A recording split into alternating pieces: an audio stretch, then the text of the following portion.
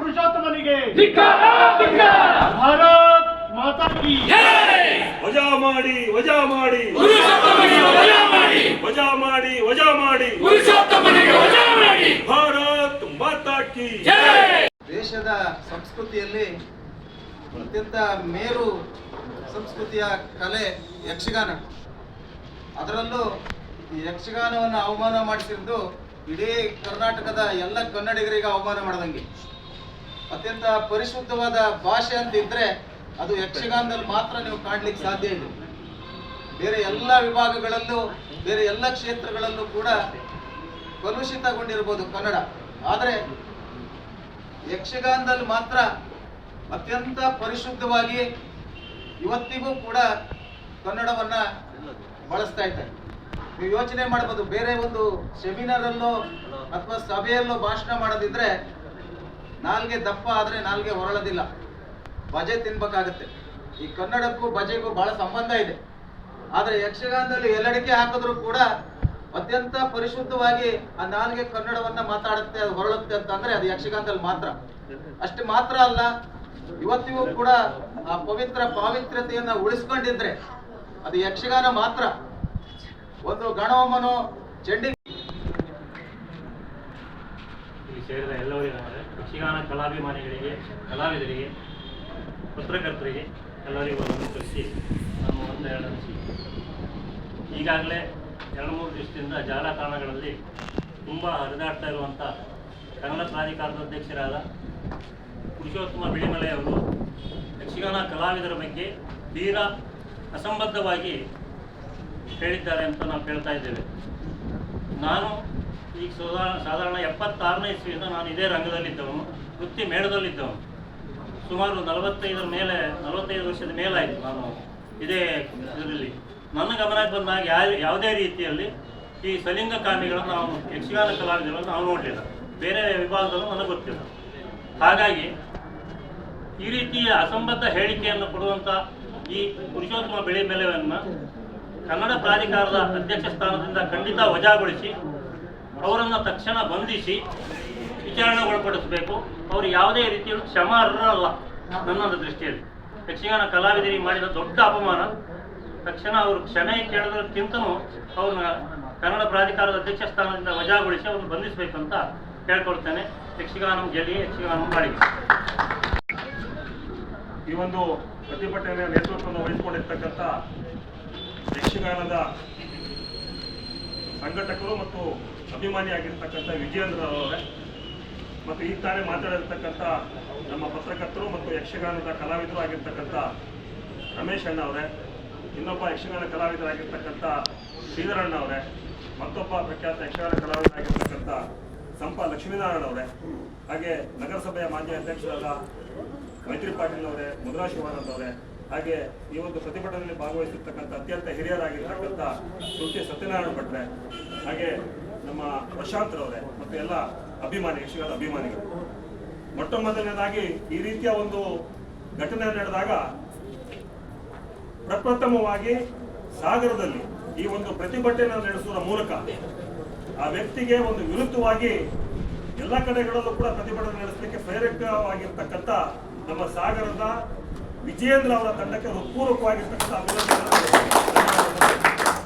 ಯಾಕೆ ಮಾತ್ರ ಹೇಳ್ತಾ ಇದ್ದೀನಿ ಅಂದ್ರೆ, ಇವತ್ತು ಇಡೀ ರಾಜ್ಯದಲ್ಲಿ ಪ್ರಪ್ರಥಮವಾಗಿ ಸಾಗರದಲ್ಲಿ ಈ ವಿಷಯವಾಗಿ ಒಂದು ಪ್ರತಿಭಟನೆ ನಡೆದಿದೆ. ಇಂತಹ ಒಬ್ಬ ವ್ಯಕ್ತಿ, ಈಗಾಗಲೇ ಎಲ್ಲರೂ ಕೂಡ ಮಾತನಾಡಿದ್ದಾರೆ, ಈ ಪುರುಷೋತ್ತಮ್ ಬಿಳಿಮಲೆ ಹೇಳ್ತಕ್ಕಂಥ ವ್ಯಕ್ತಿ, ಅವರ ವ್ಯಕ್ತಿಯ ಹಿನ್ನೆಲೆ ಎಲ್ಲ ವಿಷಯಗಳು ಕೂಡ ನಮಗೆ ಗೊತ್ತಿದೆ. ಬಹಳ ಮಾಡಿ ಇವ್ರ ಬಗ್ಗೆ ಪ್ರಚಾರ ಕೊಡ್ತಕ್ಕಂಥ ಅವಶ್ಯಕತೆ ಇಲ್ಲ. ರಮೇಶ್ ಅಣ್ಣವರು ಸರಿಯಾದ ರೀತಿಯಲ್ಲಿ ಹೇಳಿದ್ದಾರೆ, ಮಾಡಲಿಕ್ಕೆ ಏನೂ ಕೆಲಸ ಮಾಡಲಿಲ್ಲ. ಹಾಗಾಗಿ ಈ ರೀತಿಯಲ್ಲಿ ಒಂದು ಪ್ರಚಾರವನ್ನು ಗಿಟ್ಟಿಸ್ಕೊಳ್ತಕ್ಕಂಥ ಒಂದು ಕೆಲಸವನ್ನು ಮಾಡ್ತಾ ಇದ್ದಾರೆ. ಬಹುಶಃ ನಾನು ನೋಡ್ತಾ ಇದ್ದ ಹಾಗೆ ಈ ಒಬ್ಬ ವ್ಯಕ್ತಿ ಕಳೆದ ಹಲವಾರು ವರ್ಷಗಳಿಂದ ನೋಡ್ತಾ ಇದ್ದೀವಿ ಇವ್ರನ್ನ. ಹಿಂದುತ್ವಕ್ಕೆ ಪೂರ್ಣವಾಗಿ ವಿರೋಧವನ್ನು ವ್ಯಕ್ತಪಡಿಸ್ತಕ್ಕಂಥದ್ದು, ಹಿಂದೂಗಳ ಧಾರ್ಮಿಕ ಭಾವನೆಗಳಿಗೆ ಧಕ್ಕೆ ಆಗ್ತಕ್ಕಂಥ ಮಾತುಗಳನ್ನು ಆಡ್ತಕ್ಕಂಥದ್ದು ಇವರು ಚಾಳಿ. ಅದಕ್ಕಾಗಿ ಇವರು ಕಳೆದ ವರ್ಷ ರಾಜ್ಯೋತ್ಸವ ಪ್ರಶಸ್ತಿ ಕೂಡ ಸಿದ್ದರಾಮಯ್ಯ ಕೊಟ್ಟಿದ್ದಾರೆ. ಯೋಚನೆ ಮಾಡಿ, ಯಾವ ರೀತಿಯಲ್ಲಿ ಇವರಿಗೆ ಈ ರೀತಿಯ ಮಾತುಗಳನ್ನು ಆಡೋದ್ರಿಂದ ಲಾಭ ಏನಂತಂದ್ರೆ ರಾಜ್ಯೋತ್ಸವ ಪ್ರಶಸ್ತಿಯನ್ನು ಕಳೆದ ಬಾರಿ ಕೊಟ್ಟಿದ್ದಾರೆ. ಇವತ್ತು ಈ ರೀತಿಯಲ್ಲಿ ಒಂದಷ್ಟು ಸಂಗತಿಗಳನ್ನ ಪ್ರಸ್ತಾಪ ಮಾಡಿ ಮಾಡಿ ಮಾಡಿ ನಾಳೆ ವಿಧಾನ ಪರಿಷತ್ ಸದಸ್ಯರಾಗಬಹುದು ಏನೋ ಹೇಳ್ತಕ್ಕಂಥ ಒಂದು ಬಹುಶಃ ಆಸೆ ಅವ್ರ ಮನಸ್ಸಲ್ಲಿ ಇದೆ ಅಂತ ಅನಿಸ್ತಾ ಇದೆ. ಆ ರೀತಿಯ ಬೆಳವಣಿಗೆಗಳನ್ನು ನೋಡ್ತಾ ಇದೀವಿ ಹಲವಾರು ಕಡೆಗಳಲ್ಲಿ.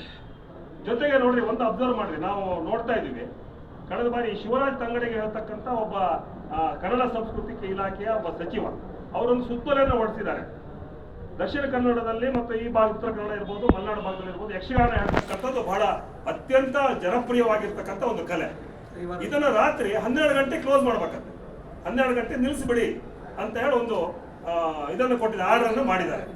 ನಮ್ಗೆಲ್ಲರೂ ಕೂಡ ಗೊತ್ತು, ರಮೇಶ್ ಅಣ್ಣಗೆ ಗೊತ್ತಿದೆ ಈ ವಿಷಯ, ದಕ್ಷಿಣ ಗೊತ್ತಿದೆಯಲ್ಲ. 12 ಗಂಟೆ ಒಳಗೆ ಯಕ್ಷಗಾನ ಮುಗಿಸ್ಲಿಕ್ಕೆ ಆಗತ್ತಾ? ಶುರುವಾಗದೆ ರಾತ್ರಿ 10 ಗಂಟೆಗೆ. ತಲತಲಾಂತರದಿಂದ ನಡ್ಕೊಂಡ್ಬಂದಿದ್ದಾರೆ. ತಲತಲಾಂತರಗಳಿಂದ ಯಕ್ಷಗಾನ ರಾತ್ರಿ 9:30 ಪ್ರಾರಂಭ ಆದ್ರೆ ಬೆಳಗ್ಗೆ 5 ಗಂಟೆಗೆ 5:30 6 ಗಂಟೆಗೆ ಮುಗಿಯುತ್ತೆ. ಇಂಥ ಯಕ್ಷಗಾನ ಕಲೆಯನ್ನು 12 ಗಂಟೆಗೆ ಕ್ಲೋಸ್ ಮಾಡಿ ಅಂತ ಅಂದ್ರೆ ಇದಕ್ಕಿಂತ ಹೆಚ್ಚು ನಗೆಪಾಡ್ಲಿನ ಸಂಗತಿ ಇಲ್ಲ ಅಂತ ನಾನು ತಿಳ್ಕೊಂಡಿದ್ದೀನಿ. ಹಾಗಾಗಿ ಇಂತಹ ವ್ಯಕ್ತಿಗಳ ಬಗ್ಗೆ ಮೊದಲು ಈ ವ್ಯಕ್ತಿಯನ್ನ ಕೇವಲ ರಾಜೀನಾಮೆ ಕೊಡ್ತಕ್ಕಂಥದ್ದಲ್ಲ, ಬದಲಾಗಿ ಈ ವ್ಯಕ್ತಿಯನ್ನ ಮುಖ್ಯಮಂತ್ರಿಗಳು ತಕ್ಷಣದಲ್ಲಿ ಅವರ ಸ್ಥಾನದಿಂದ ವಜಾ ಮಾಡಬೇಕು. ಇಲ್ಲ ಇವರು ವಜಾ ಮಾಡದೇ ಇದ್ರೆ ರಾಜ್ಯಪಾಲರಿಗೆ ಒಂದು ಮನವಿಯನ್ನು ಕೊಡ್ತಾ ಇದ್ದೀವಿ.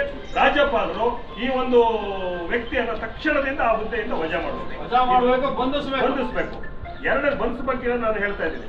ಯಾಕಂದ್ರೆ ವಿಜಯೇಂದ್ರ ಅವರು ಒಂದು ಒಳ್ಳೆಯ ಹೆಜ್ಜೆಯನ್ನ ಸಾಗರದಲ್ಲಿ ಈ ಪ್ರತಿಭಟನೆ ಮಾಡೋದ್ರ ಮೂಲಕ ಇಟ್ಟಿದ್ದಾರೆ. ಮುಂದುವರೆದ ಭಾಗವಾಗಿ ನಾನು ಹೇಳ್ತಾ ಇದ್ದೀನಿ, ದಯಮಾಡಿ ಇವತ್ತೇ ಯಕ್ಷಗಾನ ಅಭಿಮಾನಿಗಳೇನಿದ್ದೀರಿ, ಇವತ್ತೇ ತಾವುಗಳು ನಮ್ಮ ಪೊಲೀಸ್ ಠಾಣೆಗೆ ತೆರಳಿ ಈ ವ್ಯಕ್ತಿಯ ಮೇಲೆ ಒಂದು ಕಂಪ್ಲೇಂಟ್ ಅನ್ನು ಕೊಡಬೇಕು. ಈ ಕಂಪ್ಲೇಂಟ್ ಕೇವಲ ಸಾಗರದಲ್ಲಿ ಮಾತ್ರ ಅಲ್ಲ, ಎಲ್ಲ ಕಡೆ, ದಕ್ಷಿಣ ಕನ್ನಡ, ಉತ್ತರ ಕನ್ನಡ, ಶಿವಮೊಗ್ಗದ ಎಲ್ಲ ಜಿಲ್ಲೆಗಳ ತಾಲೂಕುಗಳಲ್ಲಿ ಪ್ರತಿಯೊಂದು ಕಡೆಗಳಲ್ಲೂ ಕೂಡ ಈ ವ್ಯಕ್ತಿಯ ಮೇಲೆ ಕಂಪ್ಲೇಂಟ್ ಆಗಬೇಕು. ಅವಾಗ ಮಾತ್ರ ಇವರಿಗೆ ಆ ಒಂದು ಸೀರಿಯಸ್ನೆಸ್ ಅರ್ಥ ಆಗುತ್ತೆ. ಇಲ್ಲ ಅಂತ ಅಂದ್ರೆ ಮತ್ತೆ ನಾಳೆ ಹೇಳ್ತಾರೆ ಕ್ಷಮಾಪಣೆ ಕೇಳ್ತಾರೆ, ಇನ್ನೊಂದು ಕಡೆ ಬೇರೆ ರೀತಿ ಹೇಳ್ತಾರೆ ಕ್ಷಮಾಪಣೆ ಕೇಳ್ತಾರೆ. ಅಂದ್ರೆ ಇದರ ಗಂಭೀರತೆ ಅವರಿಗೆ ಅರ್ಥ ಆಗಲ್ಲ.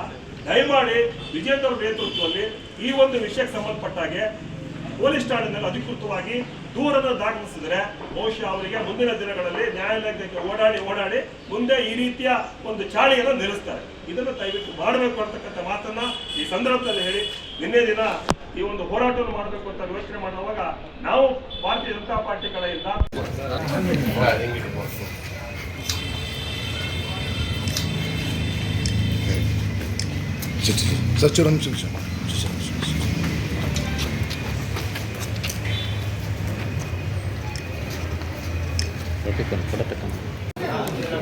ಆತ್ಮೀಯರೇ, ಇತ್ತೀಚೆಗೆ ಕನ್ನಡ ಅಭಿವೃದ್ಧಿ ಪ್ರಾಧಿಕಾರದ ಅಧ್ಯಕ್ಷ ಅಂತಕ್ಕಂಥ ಪುರುಷೋತ್ತಮ ಬಿಳಿಮಲೆ ಅಂತಕ್ಕಂಥ ವ್ಯಕ್ತಿ ಯಕ್ಷಗಾನದ ಕಲೆಯ ಬಗ್ಗೆ, ಕನ್ನಡ ಸಂಸ್ಕೃತಿಯ ಬಗ್ಗೆ ಅತ್ಯಂತ ಅವಹೇಳನಕಾರಿಯಾಗಿರ್ತಕ್ಕಂಥ ಮಾತನ್ನು ಆಡಿದ್ದಾರೆ. ಬಹುಶಃ ಇದೊಂದು ಅಕ್ಷಮ್ಯವಾಗಿರ್ತಕ್ಕಂಥ ಅಪರಾಧ. ಯಾಕಂದರೆ ಇವರು ಕೇವಲ ಯಕ್ಷಗಾನ ಕಲೆಗೆ ಮಾತ್ರ ಅಲ್ಲ, ಬದಲಾಗಿ ಇಡೀ ಕನ್ನಡ ಸಂಸ್ಕೃತಿಯ ಮೇಲೆ ಇವರು ದಾಳಿಯನ್ನು ಮಾಡಿದ್ದಾರೆ. ಇವರ ಹಿನ್ನೆಲೆ ಗೊತ್ತಿದೆ, ಇವರು ಯಾವ ರೀತಿಯಲ್ಲಿ ರಾಜ್ಯೋತ್ಸವ ಪ್ರಶಸ್ತಿ ಪಡೆದು ಹೇಳ್ತಕ್ಕಂಥದ್ದು ಗೊತ್ತಿದೆ. ಬಹುಶಃ ಮುಂದಿನ ದಿನಗಳಲ್ಲಿ ಈ ರೀತಿಯ ಒಂದಷ್ಟು ಬಾಲಿಶ ಹೇಳಿಕೆಗಳನ್ನು ನೀಡಿ ವಿಧಾನ ಪರಿಷತ್ ಸ್ಥಾನದ ಮೇಲೂ ಕಣ್ಣಿಟ್ಟಿದ್ದಾರೆ ಹೇಳ್ತಕ್ಕಂಥ ಅನುಮಾನ ಕೂಡ ಇದೆ. ಹಾಗಾಗಿ ಯಕ್ಷಗಾನ ಹೇಳ್ತಕ್ಕಂಥ ಕಲೆ, ಬಹುಶಃ ಕಲಾವಿದರು ಈ ರೀತಿಯ ಬೀದಿಗೆ ಬಂದು ಹೋರಾಟ ಮಾಡ್ತಕ್ಕಂಥ ಪರಿಸ್ಥಿತಿ ನಿರ್ಮಾಣ ಆಗಿದೆ ಅಂತಂದರೆ ಅದಕ್ಕೆ ಕಾರಣ ಇದೆ ಈ ವ್ಯಕ್ತಿ, ಪುರುಷೋತ್ತಮ ಬಿಳಿಮಲೆ ಹೇಳ್ತಕ್ಕಂಥ ವ್ಯಕ್ತಿ. ಅವರಿಗೆ ಆ ಒಂದು ಅಭಿವೃದ್ಧಿ ಪ್ರಾಧಿಕಾರದಲ್ಲಿ ಯಾವುದೇ ರೀತಿಯಲ್ಲೂ ಕೂಡ ಅಭಿವೃದ್ಧಿ ಕಾಮಗಾರಿಗಳನ್ನು ಮಾಡಲಿಕ್ಕೆ ಆಗಲಿಲ್ಲ. ಕನ್ನಡ ಸಂಸ್ಕೃತಿಯ ಬಗ್ಗೆ ಕಾರ್ಯಕ್ರಮಗಳನ್ನು ಹಮ್ಮಿಕೊಳ್ಳಿಕ್ಕೆ ಆಗಲಿಲ್ಲ. ಹಾಗಾಗಿ ಏನಕ್ಕೇನೋ ಪ್ರಕಾರಣ ಅಂತಾರೆ, ಆ ರೀತಿಯಲ್ಲಿ ಯಾವುದೋ ಒಂದು ರೀತಿಯಲ್ಲಿ ಒಂದು ಪ್ರಸಿದ್ಧಿ ಆಗಬೇಕು ಹೇಳ್ತಕ್ಕಂಥ ಒಂದು ಅವರ ಒಂದು ಶೈಲಿ. ಹಾಗಾಗಿ ಈ ರೀತಿಯನ್ನು ಮಾಡಿದ್ದಾರೆ. ಬಹುಶಃ ಇಡೀ ಕರ್ನಾಟಕ ರಾಜ್ಯದಲ್ಲಿರ್ತಕ್ಕಂಥ ಪ್ರತಿಯೊಬ್ಬ ಸಹೃದಯಿ ಕನ್ನಡ ಸಂಸ್ಕೃತಿಯನ್ನು ಓಲೈಸ್ತಕ್ಕಂಥವ್ರು, ಕನ್ನಡ ಸಂಸ್ಕೃತಿಯನ್ನು ಪ್ರೀತಿಸ್ತಕ್ಕಂಥವ್ರು ಇವತ್ತು ದೊಡ್ಡ ರೀತಿಯಲ್ಲಿ ಆಘಾತಕ್ಕೊಳಗಾಗಿದ್ದಾರೆ. ಹಾಗಾಗಿ ಇಂತಹ ವ್ಯಕ್ತಿಯನ್ನು ಒಂದು ಕ್ಷಣವೂ ಕೂಡ ಆ ಒಂದು ಸ್ಥಾನದಲ್ಲಿ ಮುಂದುವರಿಸದೇನೆ ತಕ್ಷಣದಲ್ಲಿ ಆ ವ್ಯಕ್ತಿಯನ್ನು ಆ ಸ್ಥಾನದಿಂದ ವಜಾ ಮಾಡಬೇಕು ಅಂತ ಹೇಳ್ತಕ್ಕಂಥ ವಿನಂತಿಯನ್ನು ಇಡೀ ಸಾಗರದ ಯಕ್ಷಗಾನ ಅಭಿಮಾನಿಗಳು ನಾವು ಕೇಳ್ಕೊಂಡಿದ್ದೀವಿ. ಇದು ಇಡೀ ಕರ್ನಾಟಕ ರಾಜ್ಯದಲ್ಲಿ ಸಾಗರದಲ್ಲಿ ಪ್ರಪ್ರಥಮವಾಗಿ ಈ ಒಂದು ಬಗ್ಗೆ ಹೋರಾಟ ನಡೆದಿದೆ ವಿಜಯೇಂದ್ರ ಅವರ ಒಂದು ನೇತೃತ್ವದಲ್ಲಿ. ಇದು ಮುಂದಿನ ದಿನಗಳಲ್ಲಿ ಬಹುಶಃ ಇಡೀ ರಾಜ್ಯಕ್ಕೂ ಕೂಡ ವ್ಯಾಪಿಸುತ್ತೆ. 100ಕ್ಕೆ 100 ಆ ವ್ಯಕ್ತಿ ವಜಾ ಮಾಡ್ತಕ್ಕಂಥ ಪರಿಸ್ಥಿತಿ ನಿರ್ಮಾಣ ಆಗುತ್ತೆ ಹೇಳ್ತಕ್ಕಂಥ ಒಂದು ಭರವಸೆ ನಮಗಿದೆ. ಇದು ಈಡೇರಲಿ ಅಂತ ಹೇಳಿ ನಾನು ಈ ಸಂದರ್ಭದಲ್ಲಿ ಹಾರೈಸ್ತಾ ಇದ್ದೇನೆ.